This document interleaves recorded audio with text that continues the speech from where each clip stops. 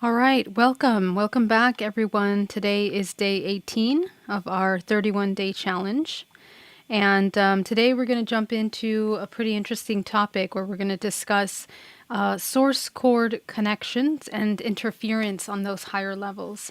So thank you so much to everyone that has tuned in today.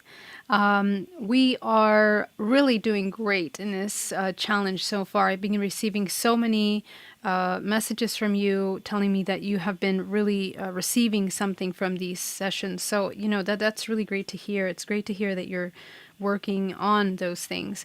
I just want to open a couple questions that was really interesting that I found the other day in the messenger. So let me just open that up for a moment. How's everybody doing? How's everyone doing today?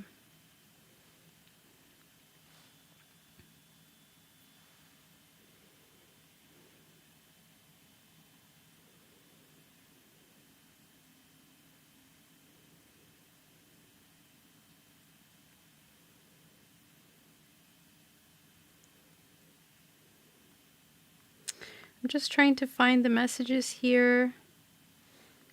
Here we go. All right.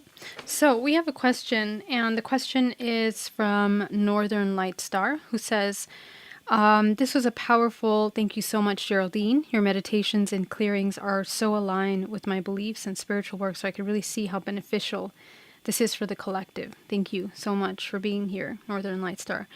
I do have a question. I work as a holistic therapist, kinesiologist, and an EFT practitioner. And this year, I have been trying to develop new modalities to remove addiction matrix from our energy systems. What's your take on that? Do you feel your meditations includes a removal, conscious or subconscious? Sending you much appreciation and love. Have a wonderful day. So this is a really incredible question, and it really ties in so perfectly with the topic, and I actually didn't plan that, but that's pretty amazing. Hey, Cosmic Origins, how are you, Mary Bond? So good to see you. Good morning. So let's discuss that. Let's talk a little bit about, what occurs here in addiction. Addiction is a very, very complex topic that we want to understand on multidimensional levels. And the reason why we want to understand them on that way, because it's not so much an easy, quick fix. We oftentimes and I've dealt in my life with many people that have had addictions very close to me, very, very close to me. Even a partner and a friend that had passed away, many friends actually that have passed away due to addictions. And I have dealt one-on-one with them, not only working with them, taking them to rehab and dealing with the side effects of rehab, dealing with the psychological side effects, the emotional side effects of that are really, really profound. And they really affect very many aspects of the self. But most importantly, on the higher levels, energetically, spiritually, and emotionally, addictions can really create a major destruction, a blockage in the multidimensional body, in the energetic body, and that's what we're going to talk about today. Usually, addictive kind of behavior does run within families. It's a cyclical trauma. It's a cyclical program that is brought down. And the origin of that is a very, very deep-seated belief system around escaping, and wanting to not be embodied in the physical body. A lot of times these lineages that experience really, really heavy addiction are a product of very highly, highly empathic lineages. So these families are incredibly empathic. And because of the society or religions or cultures or, the family structure, a lot of times these kinds of gifts are not welcome. And it creates a tremendous disconnect between the child and what they're truly experiencing in their environment, oftentimes incredibly sensitive to their surroundings, where they are highly, highly acutely aware of the events that are occurring, the emotions that are happening in the house between their parents, any kind of discord, any arguments, suffering, all of that the child has the ability of absorbing into their body. And for empathic people specifically, a lot of times this is incredibly overwhelming, it's uncomfortable, and it's very difficult to want to be in the body because we are not taught at an early age how to deal with our emotions, how to feel them. In fact, a lot of times we are shamed for feeling certain emotions. And anytime somebody, even as a little baby, and I noticed this in observing the dynamic between parent and child, sometimes you see that the child will want something and they will, say something out loud. And the mother or the father will kind of smirk at what they're saying or ridicule the sounds. And even little gestures like that, even though they might seem very harmless, are actually things that really are recorded and embedded in the memory of the child as something that wasn't welcome, as an expression that wasn't welcome. And these kinds of very subtle little things are things that are stored in the child's body and over time grow in the belief system, reinforcing a belief system that there's a certain toxicity linked to pure raw emotion. And of course, what is emotion? It's information. So when we are constantly told that we are not allowed to feel a certain way or to think a certain way or respond a certain way, there creates an incredible disconnect between the reality that we're perceiving and feeling to be true intuitively and what the world outside of us is telling us. That kind of a contrast creates a tremendous disassociation. And the disassociation is with the highest self. It's with the intuitive self. The part of us that is trusting its own expression, its own intuitive response, and acting on that response. And when that's interrupted at a very early age, a tremendous disconnect is created. And so in comes in all of the programming, in comes in puberty, in which the lower centers are quite activated, right? The root, the sacral, the survival, the sexual centers of creation, and the emotional centers, they become activated in the body of the child. And forget it, it takes in all of that because now it is no longer strengthening the connection of the higher self into the physical experience. It is completely counting on the physical experience and what is being told by the external in order to solidify what the person is feeling. So that becomes conflicting because, of course, as we know, how many people outside of us are the embodiment of unconditional love and understanding and compassion? Not very many. Not very many of us. We're all working on that. Every single one of us, parents, grandparents, ourselves, children, all of us are trying to learn and understand, how to embody that kind of compassion. And so when we have this disconnect, we are basing our emotions, our beliefs about ourselves on untruths, truths that are incomplete. So when these truths are incomplete, because they are only being enforced from one perspective, that's the other, that perspective of the other is being informed by all of their belief systems, all of their traumas, all the cyclical programs, and any other influence that informed that belief system. So, of course, we cannot expect our brothers and sisters to give us, or, parents, to give us a complete, full, true understanding. And so this is where we end up in the society in which we are today, where we value the comfort of untruths, unfortunately, in order to survive, right? We have this idea of survival. And so it becomes this mechanical response in which we know how to respond in order to survive, but not really in order to really live in pure authenticity. So that's a problem. And so a lot of these empaths end up going towards things that will help them escape. And of course, the systems that are in our reality will know that, right? They know that in a very profound way. So what's the first thing that is being fed into a child that goes into their teen years is sex, music, right? And then drugs or alcohol.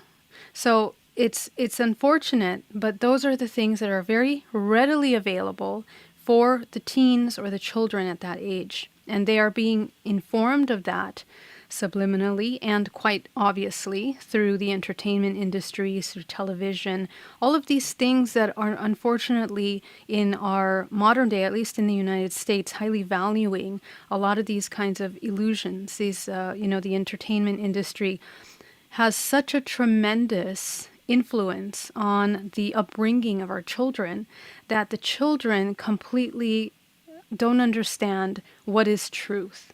And by the time they reach their older years, they're graduating from high school, going into college, they're completely disconnected. Then there is no guidance system unless there is a parent that is aware of these things and is helping them by guiding them in discerning between these things. It creates a tremendous amount of manipulation of the lower centers. Some music is very carefully created with vibrational frequencies that manipulate the roots and the sacral chakra. And you will notice this when you go to a movie theater and you sit, and within the first 10 minutes of a film, or even the intro of a film, the kind of music that isn't played, oftentimes empathic people will sense the swell of the music and become very emotional. And that emotional response that occurs when hearing that kind of music or sound is a very clear indication that what is being utilized in that moment is a vibrational frequency that is triggering these lower aspects. And usually it's a feeling that is overwhelming that the person will feel when watching the movie. And if you listen carefully to a film or even a TV show, the cues in which they enter sounds are in order to keep the stimulation and the entrancement of the person in a hypnosis in a very unique pattern of emotional swellings, rise and falls, rise and falls. And this really helps keep the person engaged into that. So what ends up happening is that the child doesn't know how to differentiate between their own true emotions and how they are being manipulated by the external things.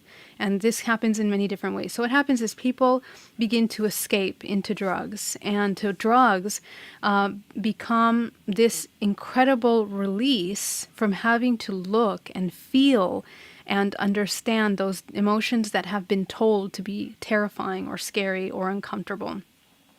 It's just another example of how we deal with the unknown.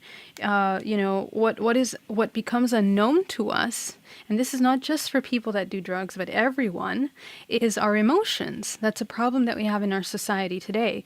We don't take the time to understand and feel really our emotions. We're constantly running away from them. So what this does now, when we begin to use drugs, for example, or alcohol, is you're completely disconnecting and numbing down the awareness of the physical body. Okay?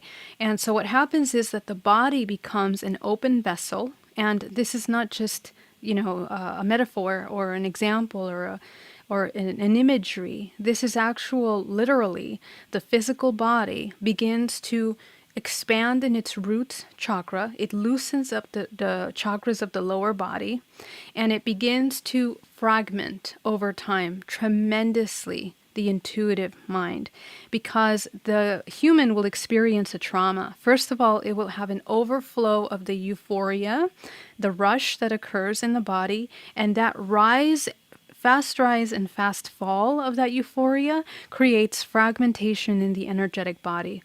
This is a traumatic event physically and psychologically for the person, but they don't realize what's happening. To them, it is just a sensation that they're feeling. But the constant rise and fall of that creates a tremendous imbalance in the homeostasis of the physical body. And so the entire body actually goes into survival mode, but because it's disconnected to oftentimes the nervous system, the nervous system is the one that tells you, what's going on in the body. The entire body becomes numb, either with the drug or the alcohol. There's complete disconnect. So what happens when you numb or you disconnect from the sensations of the body? What happened is that the body, we're already even us, you and I, that are sober completely, even we are completely hypnotized with our external world, and we forget about our legs or the back of our body, or the chest, the back of the neck, the back of the bottom, everything, the entire body. We're so unaware of our physical body, and even in that conscious sober state, we can bring in entities and attachments into the body. And entities and attachments are thought forms that are not accounted for. They are thought forms that are sent to the back of the energetic body, literally. All the thoughts and emotions that are suppressed are slowly moving to the back of the body. Okay, because it's the way that the body is structured, feminine and masculine, right? We have the masculine and the feminine. All sides of the body, every single side of the body is an aspect, is an entire universe to itself that is mirroring the other sides of the body. So there are 4 sections to the physical body in the meridian center. And so any one of those areas that is numb or unaware becomes basically a host to anything that is conscious and is seeking or hunting, and will match that vibrational frequency and attach into that. And so anytime that we are drinking or doing drugs, you become, this is why they call it spirits in alcohol, right? Spirits, literally that's the name of it, is because if you go to a bar and you're psychic, it is incredibly uncomfortable to go into a bar or an establishment that is focused on that, because you are surrounded by entities, very heavily surrounded by entities. And so every single person that is drinking or doing drugs in that space is a complete buffet, in which all of these entities can come in and have their way. Literally, they just like insects, when a parasite comes in, it takes over, right? And now it can use it like a remote control to direct the movements of the body of the person. So this is what happens, and a lot of times when we are utilizing these drugs, the moment that a person begins to use drugs or alcohol is where their emotional development ends. It stops. And so it's just very important, because what happens is that at that moment, because we're not in touch with the emotions anymore, with our raw feelings, you are no longer able to progress from that moment. And so depending on how many years from that moment that you begin, the very first time, until the time that you end, whenever that is, all of those years in between were completely paralyzed in that emotional development that was supposed to occur. So it literally is numbing yourself and becoming a host for those experiences. This is all part of the human experience. Some people choose to come in and experience that as a part of their journey in order to understand. But which means that it's not right or wrong. Everyone has the free will to experience anything. But what happens in the energetic body is that because the majority of the focus is in the lower bodies, the upper parts of the multidimensional body become fragmented, and especially in the intuitive self. Because not only is our life force being drained from the body, but what happens is that the intuition is completely taken over. It completely gets cut out because of the amount of blockages, because of the emotions that are suppressed. The body comes out of balance completely. So it literally looks like this. Remember, we talked about this yesterday. The vortex within the body of energy and life force that we are becomes distorted completely, weakened to the extent in which it cannot hold light anymore.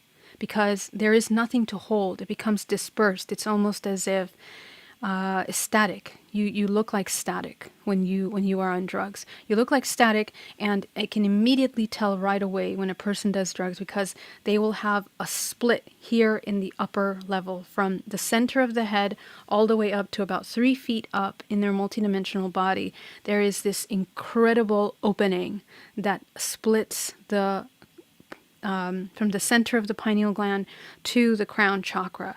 And this is because it has blocked the source coming into the body, and the physical body becomes a host. So, in this kind of healing work that I do primarily, what we want to try to understand is we want to go back to the child or the younger person, the moment that they began utilizing the drugs or whatever it is, the substance of escape. And you know, I'm talking about the severity of drugs, but really, a lot of us, we are completely all running away from the emotions. So even though the multidimensional body of someone that does drugs is going to be pretty severely damaged, we can do the same thing to ourselves just by denying our emotions and by any other traumas as well. So that the connection that's missing is the one with the awareness of the self and the acknowledgement of the emotions. Okay, that congruency, mind, body, soul. So when that disconnect occurs, we need to go back to that moment when that happened and nurture that part of us. Nurture it. We need to heal it. We need to support it. And we need to give it all of the tools that is required for it to understand that it's completely autonomous and able to govern itself, to protect itself, instead of being a victim of its environment or the idea that it gives away its power to things that it perceives that are more powerful than itself. Because that is really where we completely, again, it's the rejection of the self. This is how you become a parasite, right? Anything that rejects its own consciousness needs to feed off something else. And so very early on, we can adopt that kind of behavior by denying and ignoring the fact that we are infinite consciousness. We are these energy beings. That's why it's so important to have this kind of education of your multidimensionality. Because in modern day culture, we don't have anything that will teach us that. We understand emotions, we understand the respect and the reciprocation between one another in our relationships. But beyond that, there's a missing link. And then people get confused and discouraged to do this kind of work because there's a missing link. It's the understanding that our actions and the things that we're doing affect way more than just the immediate things and yourself and your life. I mean, we are a key puzzle piece to a whole. And you are a product of the ancestral lineage. So you have somebody in the family that has dealt with the same kind of addiction. The thing is that every generation, remember, every soul that comes to incarnate in that family, it has the opportunity to help heal this lineage. It has the opportunity, just the way it has the opportunity to continue those cyclical patterns. So the idea is that the organism, the human organism, has a choice to awaken its consciousness in that moment, to recognize itself as what it is, which is this organism of creation, and unify those two aspects of itself in order for it to embody the God creator self, or the creator, right? And these are just the basic laws of the universe in which we can see in nature, in which we can see in all things that thrive and that are conscious of the collective instead of self-serving and denial of its own existence. Humans are the only ones that deny what they are. They distrust that. A rose, a flower, a plant, it doesn't criticize itself. It doesn't say, I'm not this crystal. It doesn't say, I'm not this, or I don't like this little line on the back of my, rock here. It doesn't say that, and plants are the same. Living organisms, they don't question why they exist. So they are completely aware and in full acceptance of what they are as an organism, and they understand the role, of course not consciously in that way, but they are evolving in their lifespan as necessary without arguing with the laws of nature. And so in the same way, we want to try to do the same thing. We need to recognize what we are as this very important puzzle piece. And I said this yesterday, but how many things in the universe, in the multiverse, had to adjust itself in order for you to exist? I mean, we're talking about generations of genetics. We're talking about lineages since the origin of time.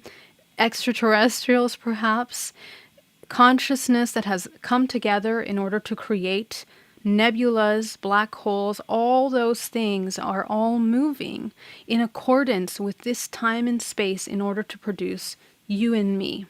So that being said, our work here, is for this organism, if it wants to choose to wake up, to choose to become aware of itself as what it is, to recognize itself. And so when we do this work, as we heal that aspect of the self that didn't want to recognize itself, we begin to repair not just the multidimensional body, but the father, the mother that participated in this creation, in the programs. And you can do the work if you go far enough, deep enough, you can go back to their ancestral lineages, back to their root. What I have in my own lineage is looking at how addiction also played a role historically in families, and going back all the way to the roots, to the countries of my parents, noticing how and when these addictive ideas were put into society, shames, guilts, traumas, suffering. And so you begin to understand how society is formulated, how we become who we are today. Everything is a result of cause and effect. So the sooner we understand that cause and effect cycle, the quicker we remove ourselves from victimization and feelings of powerlessness, feelings of disconnect and feeling lost and not knowing why things are the way they are. So we need to understand that, and all of that information, all this information that I'm mentioning is the Akash, right? That's the Akashic record, the DNA, the holographic DNA of the entire world, in which we find that we are one, we are connected to all, and that most of us are dealing with the majority of these same similar patterns over and over again. And the idea and the invitation is, if you wish with your free will, to choose to become aware of yourself as an organism. And if you do, we just simply see and observe that when an organism becomes aware of itself, it has longevity, it has health, it has vitality, it can manifest, and it's not suffering, which is the most important thing, is that we are not choosing to suffer, because the suffering is a self-destructive, counter-creative behavior that brings the multidimensional body into destruction. So this would be the most compassionate, most conscious thing to do for yourself and all the other organisms that are a part of your existence, your children and your history, your ancestral lineages. So thank you so much for that question. Really, really great question. Let me take a look at the chat room. Wow, you have lots of people here. Welcome, everybody. So good to see you guys. Love you, Luana. Welcome. Eon, Kalpa, abundant favor and bliss to you. Much love. Hi, JP Official. Sophie, thank you so much for being here. How do we know for sure if we come from an empathic lineage? If you're empathic, you come from an empathic lineage. Very, very simple, right? So are you empathic? Do you sense the emotions of others? Do you feel other people's feelings and emotions? Are you aware of them? And of course, that we can do a whole video on how to identify if you're an empath. But I think most of us kind of understand what that is. So check in to see if you are an empath. Wouldn't empathy be subjective somewhat? I'm talking about empathy, right? The sense, this intuitive self, it's a complete awareness of yourself and others, and whether you choose to listen to that. So our intuitive abilities, we all have this intuitive ability. All of us are empathic to some degree, and we are more empathic depending on how we came into the world and what our work is here. And some of us are less empathic based on the programming that we have experienced, the traumas that we've experienced, because a lot of that has been kind of silenced, pushed to the back. Okay, so all of that can be activated. What we want to do is we want to activate as much of our ability to become aware of ourselves and to create this awareness, that sensitivity, but with consciousness, right? Conscious sensitivity, not just becoming a sponge and absorbing everything that is around us, but actually being very conscious, mindful, and aware and compassionate of the information that is needed for you in order to create healthy boundaries. That's one of the biggest things that empaths have a problem with, is creating healthy boundaries. And so the only way to do that is to understand yourself first, where you begin, where you end, and what you can control. Venusian, hey, Anita Zanikovas, thank you so much. Good afternoon from Australia. So good to have you here, Australia. Hi, Geraldine. I'm so glad I could catch you live. I've been so busy lately, but so happy to be here. Thank you so much for being here. Alexander says, I've let go of all the drugs after years now. Now I'm dealing with letting go of overactive sexual energy. I don't have sex, but blah, blah, blah. I know this, that's too TMI, but if it's not one, it's the other. So that's a really good point, Alex. So Alex is talking about, going from one addiction to the other. And that absolutely happens when we are in this addictive behavior. And how to begin to work with this constant addictive behavior. And you're not the only one, Alex. I mean, if it's not that specifically, right, we're dealing with addictions. Most of us are addicted to our emotions. A lot of us are addicted to concepts about ourselves, like we're victims, for example, or we're helpless. We're addicted to that. And even if the entire world tells us that we're not and we have everything we need, we somehow always want to come back to the comfort of that because that's what we grew up with. That's what we know. That's what's familiar. So the thing is, what does every organism want ultimately? Love. Love is what every organism wants, because love is not the romantic emotion. It is the connection to the all. And when we enter that connection to the all, it's the eye of the storm, that stillness in which we can create fluidly, without fear, without resistance. So when we come into that state, that eye of the storm, the 0 point, that moment of consciousness becoming aware of itself, this is where we don't suffer anymore. This is where we can now embody great light in the body. Love. That light is love. Okay, so that love, that unconditional love, is actually what we're seeking. So, and we seek that. We seek to feel that. We don't even know what it is yet. We need to educate ourselves. We need to understand what that feels like. It's not going to feel like the romantic, gushy love. It's going to feel like stillness, like neutrality.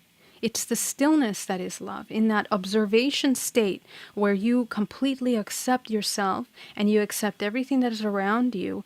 All of the needs of having to be on a roller coaster ride of emotions no longer has purpose, because you understand that emotions are just tools, temporary tools of information.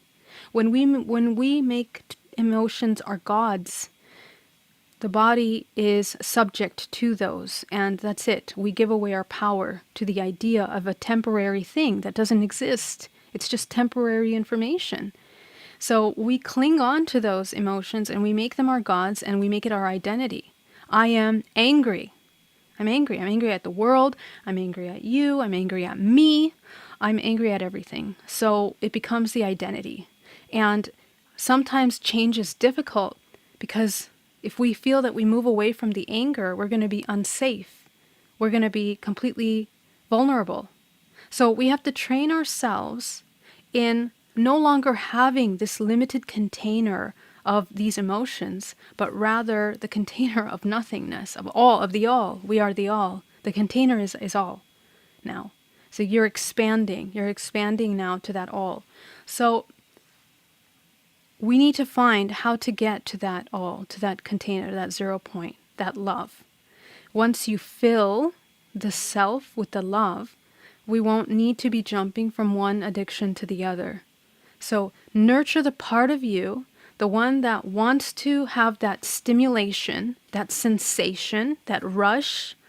Talk to that part of you. Who is it? What does it need? Right? What does it want? How can I, from the moment I get up to the moment I go to sleep, feed that part of me, nurture it, be consciously babying it the entire day so that it has everything that it needs every moment of the day. And none of what you're going to give it is a material thing. It's also not going to be an emotional thing. It's that 0 point. It's that stillness that it needs.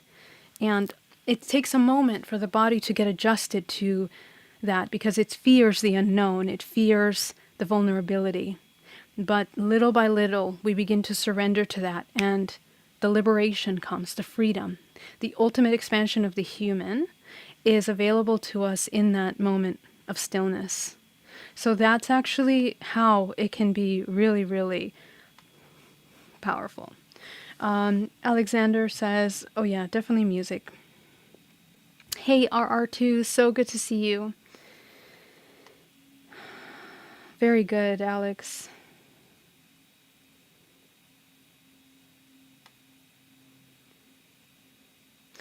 How deep into untruths are most living in? Are most of us too deep into this false reality perception? Yes, we are. Yes, we are. But the journey out of that can be as quick as a snap of a moment, just understanding what is the opposite of that. Doesn't matter how deep. If you understand the opposite of that and what we're seeking in that depth, that's all. And all of this suffering dissolves. So that's the stigma with healing, that we think that healing is so scary because, oh my God, you have 20 million memories of your life. How can you possibly go back to all of them and heal all of these fragments, right? But what you're going to notice with the work, and, oftentimes I feel like I want you guys to discover this on your own by doing the work, is sitting and doing the meditation work daily, this healing work daily, allows you the opportunity to find patterns. Because what you're going to find is that you're just patterns. You're just patterns of behavior. All those patterns are seated in the first 7 years of your life. So basically, if you go back to the first 7 years of your life and you begin to look at the belief systems that were created, you can see your entire life ahead of you. Why you made the choices you made. And you can dive into the complexities of those events and experiences, but ultimately the organism is looking for love. Love, that singularity, that 0 point. Love is the 0 point. It's seeking that wholeness. That's what it seeks. Full stop. Nothing else. So how can we reteach the first 7 years of ourselves and then apply that wisdom to all of our life experiences? All of a sudden, everything starts going back into place. Now, there's no chaos, no more suffering, no more fear, and it begins to kind of rebalance the self. So it's actually not that overwhelming work, okay?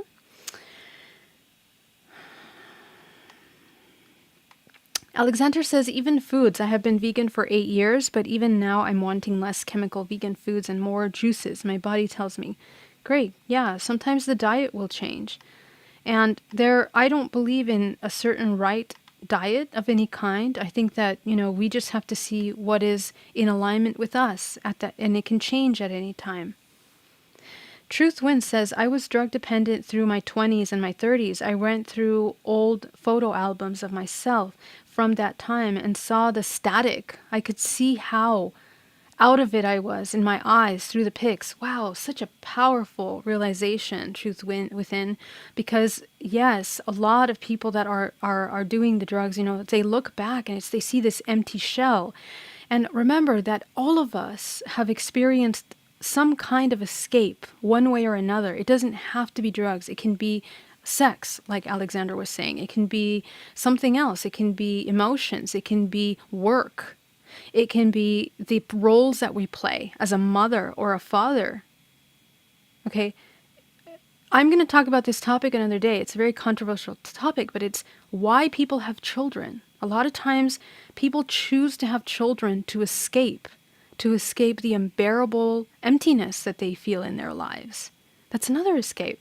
Imagine the soul that comes in and basically, it kicks them in the butt, because when the child comes in, children are always created to evolve the soul that brought in the child. Always. So any child that you have will come, and it's an opportunity to really wake up, because it'll challenge the depths of all the fears you've ever had. Right? So yeah, that's another one. Mandeep Gill, yes, I felt that split across the forehead in Friends. So accurate. Wonderful. You saw it. That's amazing. I also see this with disorders, schizophrenics, and sometimes as a result of ayahuascas or DMTs. In my opinion, all drugs are causing these things when we don't know how to use them. Okay, shamans, I've never done any of these drugs before, but I work with a lot of clients that have done it. And a lot of times they come to me when, after using it for years and years and years, they feel more lost than they did in the beginning. Why does that happen? What happened to the idea that, ayahuasca is supposed to wake up somebody? Well, shamans, they train their entire life, usually 10 years, before they begin to utilize such medicines. And these are powerful, powerful medicines that are entryways into other dimensional planes like this. But if you are not prepared, if you don't know how to do energy work, if you don't even know your emotions, if you don't even know what is in their subconscious mind, you can be taken anywhere. And as your body detaches from the physical, you become an open host because of your vibrational frequency to any number of things that is in your space at that time. So it's very important. I am not a fan of these groups of hundreds of people that get together to do these practices. I think it's quite irresponsible unless each individual is trained energetically somehow to some level. So this is something that if you're using, keep in mind. Take some time to learn about how to become aware of your body. Train yourself sufficiently enough so that you are at the very least, able to have a mindful presence throughout your 24 hours of the day. Practicing lucid dreaming, practicing astral projection, all of that is training for that kind of work. I have been able to reach similar levels that people that have tried it naturally. We have the ability to do that. We have the chemical in our body, so we can trigger this. And I am a great fan of that because I feel that this is the alchemy of the body. This is what we're here to do. We can do this, right? Those things are tools. They're aids that are available to us to help us, but it's better to do it on your own, and you can do it on your own.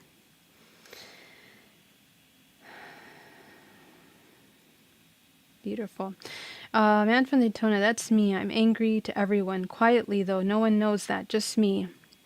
I feel you. We have a lot of things that, it's because we've been told, that our feelings are not okay. And we suppress that. To be human is to strive, to chase something outside of ourselves, only to realize it's found within. You got it. You're so right. Okay, guys, you guys have such amazing questions. Let me come back to your questions. Let's get into the practice today, okay? So let's begin. We're going to start by inhaling deeply. And so the work that we're going to be doing today is we're going to be working with any kind of blockage or interference with the parts of us that want to escape from these emotions. So let's go ahead and nurture that part of us. So let's inhale and exhale.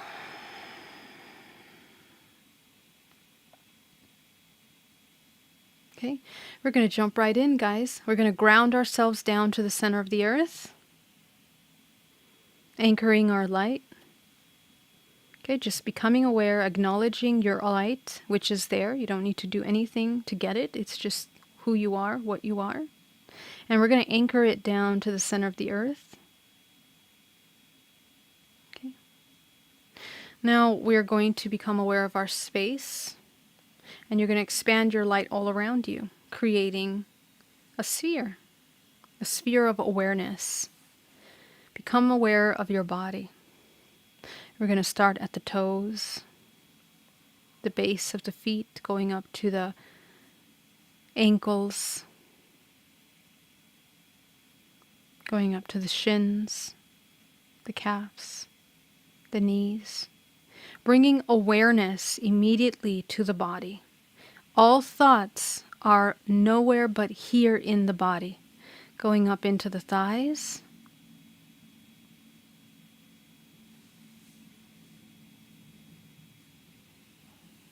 going up into the lower back, going up into the solar plexus. Okay, noticing the emotions that are there after your long day. Some of you from around the world are starting your day, so go ahead and tune in to the emotions that we woke up with. From the night, perhaps from dreams, from travels, perhaps from the night before. Tune in to those emotions and let's acknowledge them at this moment. Acknowledge all the emotions in the body.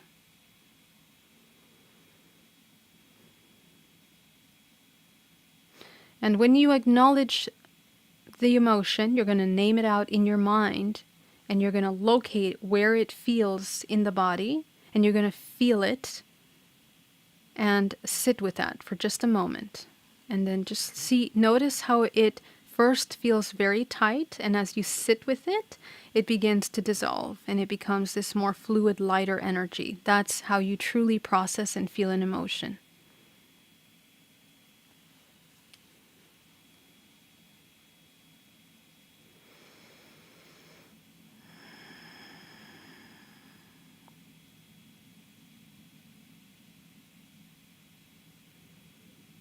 Okay, continuing to the next emotion.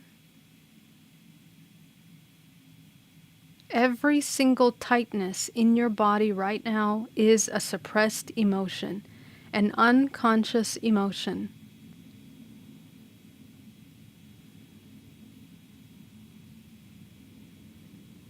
So go around and acknowledge all of the tightness in the bodies, all over.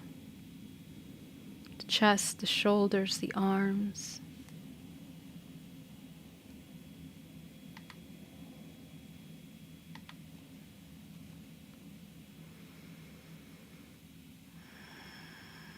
Notice how as you acknowledge each one of those emotions, you can breathe more, you can expand more.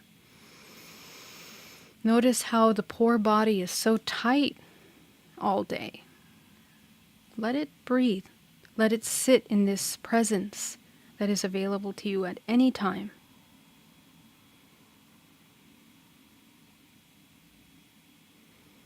Going up into the head, into the face.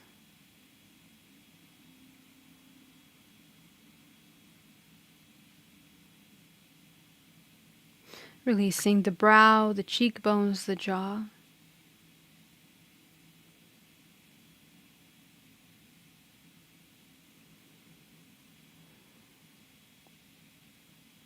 Going up to the crown of the head now.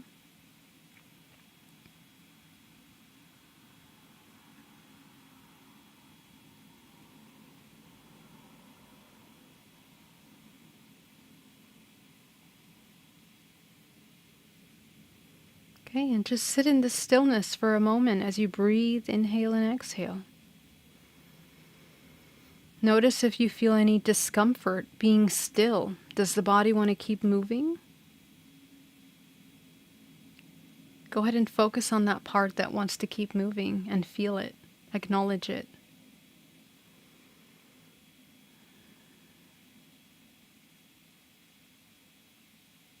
And almost instantaneously in this stillness, you begin to open the higher self, the higher bodies.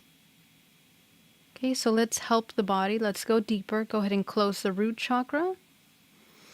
And you're going to go deeper into a stillness. Go up into the sacral.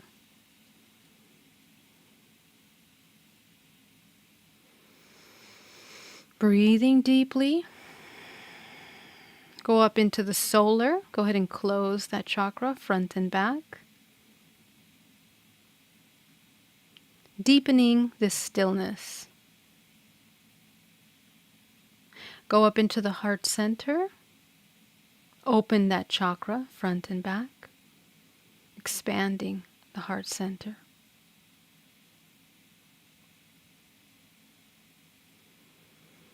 Breathing into any areas that feel tight, that feel resistant. And helping the body, letting it know that it's safe, that it's protected. Going up to the throat, expanding the blue light at the throat, front and back.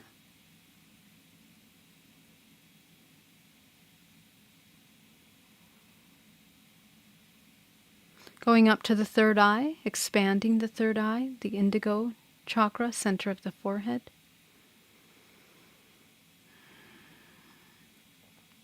Okay. Going up to the crown, go ahead and activate the crown. Fill it in with your creative color, the color that represents your highest vibrational frequency.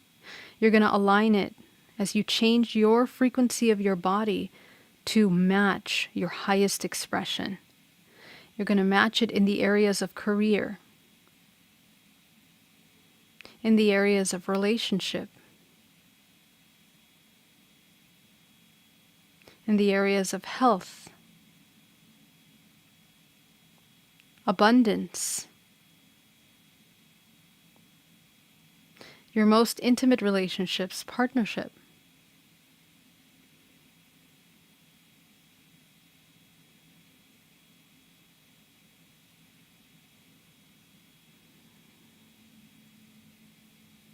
And finally, your purpose. What are you here to do? Fill that in.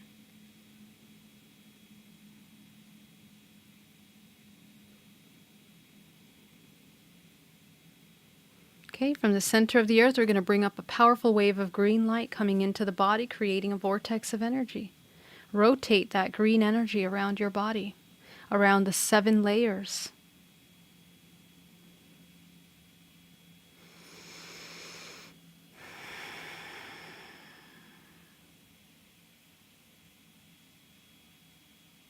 From the universe, from source, bring down that gold cosmic energy from the crown of the head. Mix it with the green.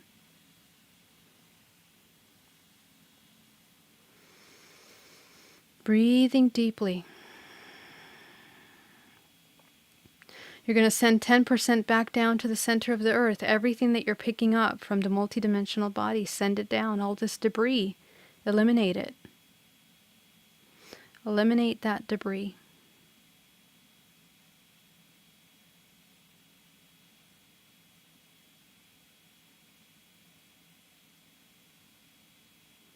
Okay, you can focus on the solar plexus. Take 80% of that, send it up your spine. And from the crown of the head, coat the outside of your protective field. Cutting cords, people, places, and things that are no longer in alignment with you. Calling back your life force. Go ahead, bring it in. Call it back in. Inhale deeply.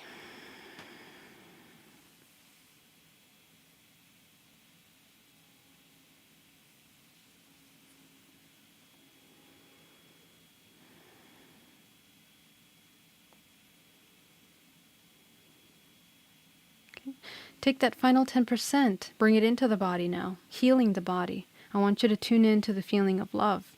I want you to feel acceptance for this body, love. Notice any parts of you that resist feeling that towards yourself. Those are the ones that we're going to work on in just a moment.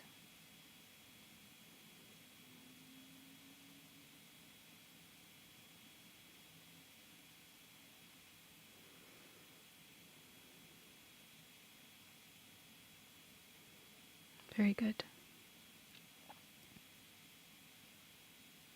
Now that you're here, I want you to identify something that we are either addicted to,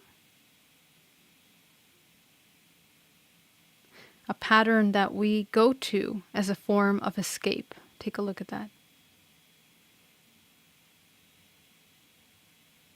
Take a look at all of the triggering events that have happened over the past week, over the past month, and notice how we choose to cope with those. What do we do when these overwhelming experiences happen? Take a look at yourself. Do you want to check out? Do you want to sit down and watch TV and eat junk food?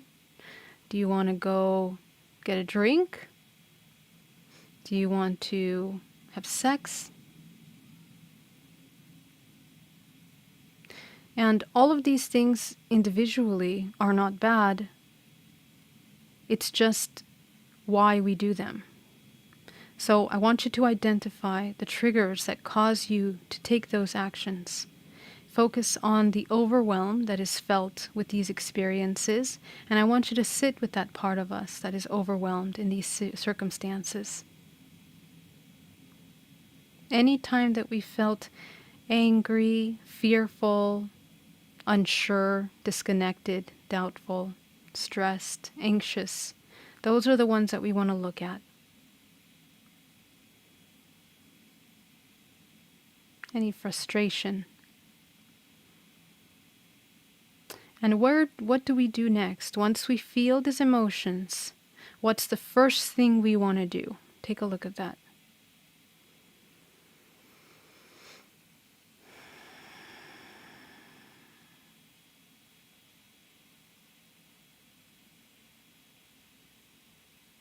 Okay. And take a look at what does this action, whatever it is that you do to get away from that heavy emotion, how does it help you? Take a look at that. What does it provide for you? Not in a judgmental way, just observing.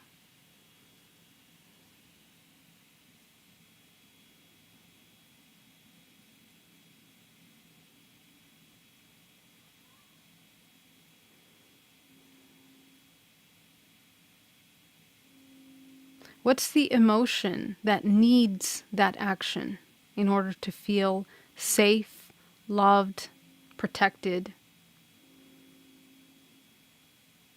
Okay. I want you to look at that part of you, the part that feels hurt in that moment, the part that feels unsafe. And I want you to see it in front of you. You're going to see it manifest into a form. What does it look like? Take a look at that poor self, that poor part of us that feels very fearful and wants to escape in that moment. It can be escaping with anything. And you at this moment might be recognizing something that you didn't realize, perhaps that was an escape mechanism. It can be anything. It could be walking your dog. Okay? So just notice what's important is the emotion, the emotional charge that's invested in these actions. This is what you want to look at. I want you to look at the part of you, the very deep inner part of you that feels that way. Take a look at what it looks like. You're going to see someone hunched over, someone afraid, a child crying.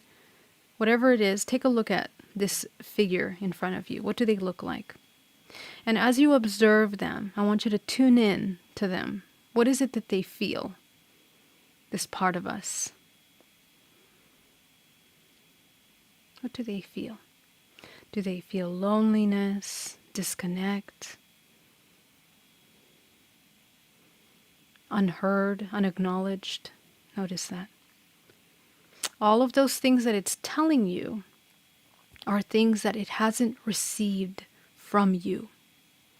So this is an abandoned part of ourselves that we have not acknowledged, that we have not worked with. Go ahead and take a look at it.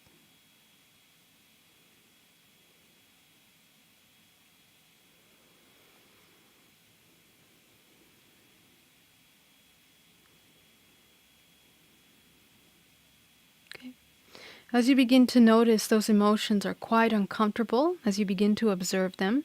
And I want you to notice where in your body you feel them. You might feel them in the abdomen, you might feel them in the chest, you might feel them anywhere in your body. Check in. That's the part of the body that is in constant survival mode when you are feeling this emotion. So that's where all the information is. I want you to focus on that part of the body. I want you to feel the emotion that's there. And I want you to tell me what would be the opposite of that emotion. Notice how it's very constricted. It's very controlled. It's very heavy. It's stagnant. Okay, what's the opposite of that? Notice that. What do you need? And in this moment, I want you to allow yourself to give yourself everything you need in order to release that heaviness.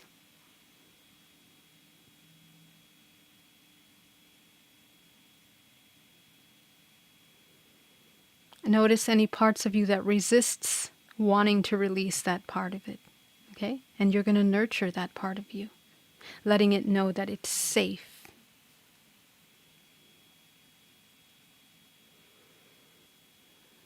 Okay? As you release that heaviness, notice all the emotions that are inside the heaviness. It can be sorrow, it can be loneliness, sadness, whatever it is. Just follow those emotions. Follow those emotions. And as you see them and acknowledge them one by one, it will become lighter and lighter and lighter. And now that it's lighter, go ahead and replace it with what it really needs. What is it? Give it to that part of the body. Give it to that self. I want you to see that yourself, the image of yourself, the scrunched up, sad one, bent over. Give it everything that it needs in order for it to become whole, to feel complete, to feel empowered in that experience. Teach it how to be the opposite of this constrictive energy.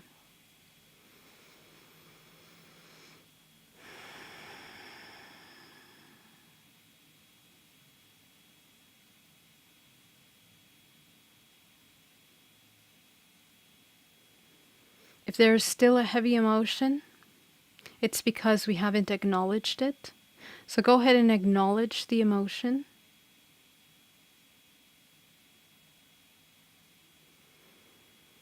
And as you acknowledge the emotion, it'll tell you what's at the core of it. It could be something simple like control or, fear. Take a look at that.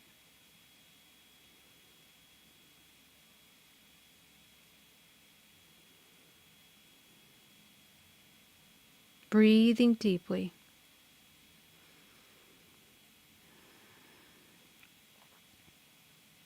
And so whatever it's telling you right now is the reason why you do this action. This is why. Because we feel perhaps that we don't have control, and so this action is the only thing that we think we can control something. Is maybe feel good temporarily, escape from that emotion. Okay, so go ahead and see that. What is the opposite of control? Surrender, right? For example, you look at your example and see what you need the opposite of. Go ahead and visualize a color that represents that. And you're going to bring it down in a powerful ray of that color, that vibrational frequency, and you're going to feed it to this part of you. And notice how it begins to transform. Feed it to that part of the body. Notice how it begins to feel more calm, more release, more expansion.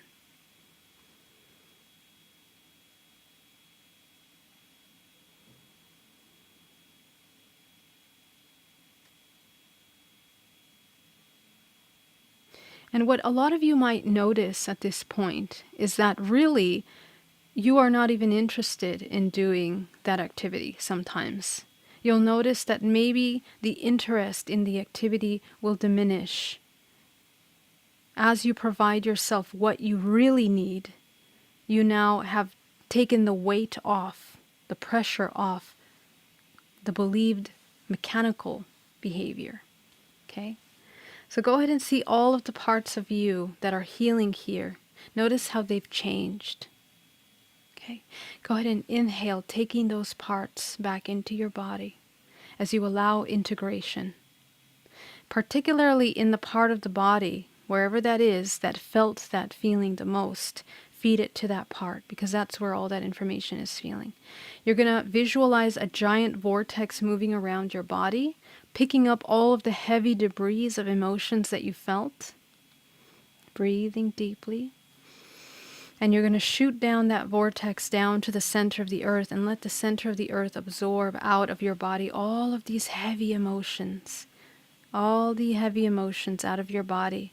You're going to imagine almost as if you opened up a drain and it's all just leaving the body like a liquid, very effortlessly, without the need to control it. Just effortlessly leaving the body, and you feel it leaving from the crown of the head down the body, and all the body begins to calm and relax as you allow the body to release all of these emotions. Anytime that you have a heavy emotion, you can use this technique to eliminate the emotion from the body. As you inhale deeply, bringing yourself back into a state of neutrality. Okay. You're going to go back now to these parts of you, and I want you to look at all of your experiences in life from birth up until now, where we had to use this survival mechanism in order to get what we wanted. How many times in our life do we use this as escape mechanism to leave a heavy or difficult emotion? Okay, see all of the parts of you in front of you. And I also want you to see all of our friends and family that mirror that same kind of escape dynamic. You'll begin to notice that actually a lot of our circle have the exact same belief system as us. And this is what binds us together through resonance. So as you heal yourself, you are literally waking up that part of this aspect in others. So I just want you to observe that. So in all your fragments of yourself, surround them in a golden sphere of light and feed them what they need. Feed them what they need. Let them merge into one. You're going to cut cords with the past. Go ahead and cut cord on their end. Cut cord on your end. Inhale deeply, taking back this healing into the body and releasing, letting go. Letting go. And for all of the members of family, friends, colleagues, acquaintances, whoever they are that you feel you have a resonance in this same kind of survival mechanism, notice the cords that you have connected with them. Let's cut them. Cut the cord on their end, and I want you to pull it out of the body. Pull it out of the body. Begin to pull out all of those cords, because what happens with addictive behavior, especially when we have a network of family that, or friends, or colleagues, or an environment that's conducive of this kind of behavior, is that we are deeply corded into that environment. And sometimes this is why it feels difficult to leave or to go move somewhere else, because we are so in resonance with these environments. We're corded that we've now been a part of the hive mind that is behaving in this way. So when we change our frequency, it's important to become aware of when we need to remove ourselves from toxic environments. Otherwise, we can go right back into that same place, and it can be very difficult to leave and change ultimately. So see your environment, all those people, places, things, and you're going to just gently remove those cords out of your body. Let them go. Calling back your life force, whatever was taken, back into your body, releasing what doesn't belong to you. Breathing deeply. Breathing deeply. Notice how the body feels much more calm. You'll notice it especially in the lower back and the lower extremities, because the root chakras and the sacral chakras of the home base, are the ones that are heavily affected by the environmental cords. So we always have to be aware of that, okay? So as you inhale deeply and exhale, you're going to begin to start working with the root. Go ahead and open that root chakra back into a balanced state. Spin it as fast as possible. I want you to speak to every cell in the body that might still feel uncomfortable, unsafe, and want to escape. I want you to speak to every cell in the body and bring those parts of us to attention and let them release from the body. You're going to replace them with what you learned today, okay? So give them the feeling of safety and release all of those parts out of every cell in the body in the root chakra. And you'll notice that next time the event comes up, it won't feel the same anymore because of this work. You'll go up to the sacral. Okay, go ahead and open the sacral. This is the most important when it comes to addiction, because the sacral chakra is about exchanges. And when we are addicted, it is always an uneven exchange with ourselves and with others. So the sacral chakra is sexual energy, creative energy, pure life force, manifestation. So when we have any kind of addiction, this is where it lives. It is seated in that, and it really brings the entire body out of balance. So go ahead and visualize spinning that chakra as fast as possible. And from the entire body, any aspect of ourselves that is exchanging unevenly with ourselves, with others, let's release all of those thought forms out of the body. Okay. Breathing deeply and filling in the parts of the body with a feeling of safety, of security. Okay, safety and security, of love, of free will, understanding that you do have free will, that you can choose, that we no longer have to give, that we are worthy of even exchanges, of giving and receiving equally. Okay? And that can be to the self, it can be to others. Okay? Breathing deeply. Going up to the solar plexus. So this is the emotions. So the emotions are basically the targeted points of addiction, right? So these are the tools, when they're out of balance, very easy to manipulate someone into an addictive behavior of any kind. So let's talk to every cell in the body and release the fear of feeling difficult emotions, suppressed emotions that we've held, that we felt were shameful, unacceptable, not okay, suppressed feelings of truths that are difficult to accept about our lives, about ourselves. So in the solar plexus, it's about the denial of truth, not wanting to accept reality, whether it's trauma that happened to us by someone that we didn't think should have done that, or trauma that we have inflicted on someone else, trauma that we inflict on the self. All of that. Release all of that out of the body.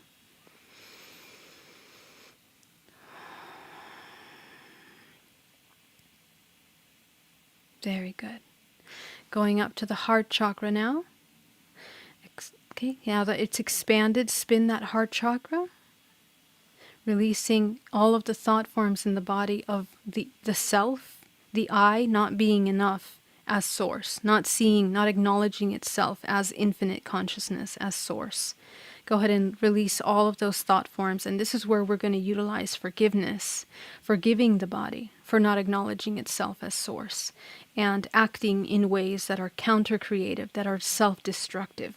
So forgive the body, accept fully, and forgive the body. Let go of all of those feelings of judgment, shame, guilt that are residing in the physical body. And you're going to replace that with unconditional love for the body, acceptance, true acceptance, forgiveness.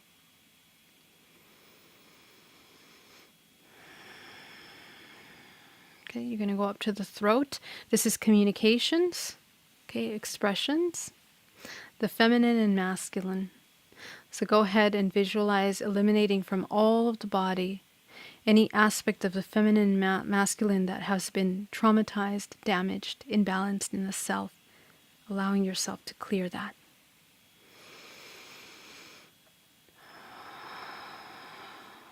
Knowing that it's safe to speak the truth, to hear the truth, to embody the truth. And you're going to go up to the intuition now, okay? The intuitive self, that you are safe as an empath, or you're safe as an intuitive, you're safe as a sensitive individual. And that you can decide always with your free will what you wish to tune into from the experience. Okay, this is very important, especially when we're dealing with healing and reconstructing the foundations of the self. Understanding that you have these boundaries is very important. So allow yourself to release any of that doubt that is lingering in the body, that you are able to choose your experience at any time. Okay, very good. You're going to go up to the crown. You're going to illuminate the 9th. Illuminate the 10th. Illuminate the 11th. The 12th. The 13th. And above you is a powerful white of source. Connect up to source. Bring that white light down into your body. Anchor it. Seal the healing that you did here today. Powerful work, guys. You guys did such an amazing job. Okay? So anchor it. So bring it into the core, into the center of empowerment. Only in truth can we be free. Can we be free? So training the self not to be fearful of truth. That's the most important thing. Okay? All right, my loves. Thank you so much for joining me today. What an honor it was to work with you. If you guys have any questions, put them down below in the chat. A shout out to all of you for participating with this, on doing this healing work with me. You guys have the most amazing comments here. Plim Soul says, hey Geraldine, blessings to you. Truth within, know thyself, lifelong, if not much more exploration. Yes. Sophie, remember to be happy. 100%. Yes. Right. So that's me. Yep, I read that one. Rosalind says, thank you, Geraldine. I'm not limited. I'm limitless. Yes, we are. Truth within, projection makes perception. What we spot in others usually indicates what we're judging in ourselves. Totally truth right there. Totally truth. Remember, that's such an important key. Helen Dancer says, do you believe we are woken in the night for certain reasons, like 3 a.m., 5 a.m., etc.? Absolutely. Not only the circadian rhythms play a role in that, but also the REM levels and the levels of the brain state, the waves are allowing the body to access different dimensional planes. So if you're waking up at a certain level, at a certain time in the night, it'll talk about something that's being processed in the body. And notice the time, it'll tell you, because different times of the night, different organs are processing and cleansing and purifying and resetting and healing. So depending on the time of the night that you wake up, will tell you about where blockages are and where your awakening is also occurring, where you are entering into higher levels as well. These are openings that you can utilize for healing in the body. So, yeah, that's a really great question. Andre Luis, hey, so good to see you. Hola, Geraldine. Gracias por tus consejos. Tengo algo que contarte. ¿Qué ocurrió hoy? Okay, please tell me. Yes, Andre. Definitely want to hear that. Rosalind says, fear is false evidence appearing real. Yeah. Plum Sold, I made most of my choices out of fear because that's what I was taught as a child, to be afraid. Yes, I think most of us are, right? It's the illusion of separation. The illusion of separation. I heard humans have children to feed Malak.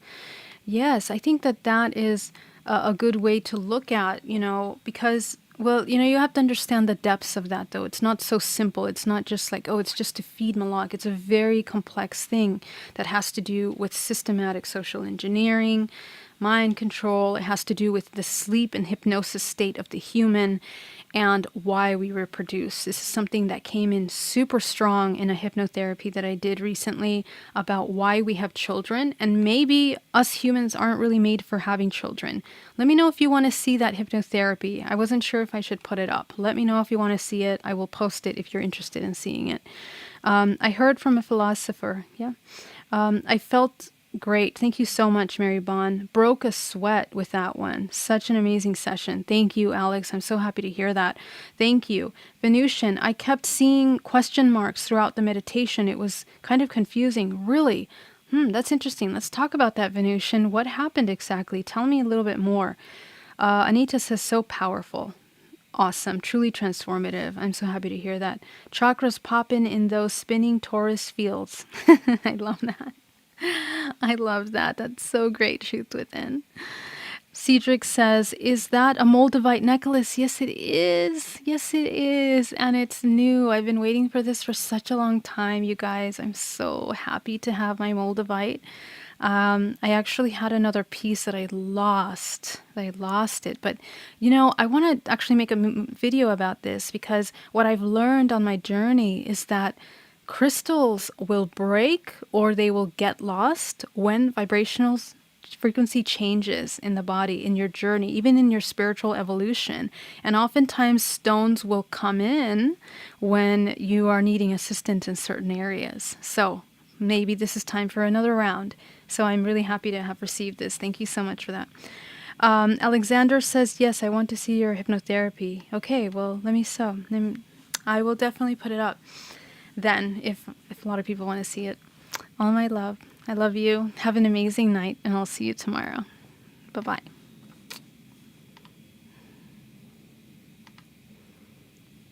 Oh, sorry, before I forget, please sign up for WisdomCon. I'm going to put the link down below. We have an amazing speaker. Tomorrow I'm doing an interview with Preston Dennett. It's pre-recorded, but it's going to be out at 9 in the morning. And next, I'm going to put up a video interview that I did with Tania Castillo from Portugal. She's amazing. You're going to love her. So I will put that up next. Keep tuned for that.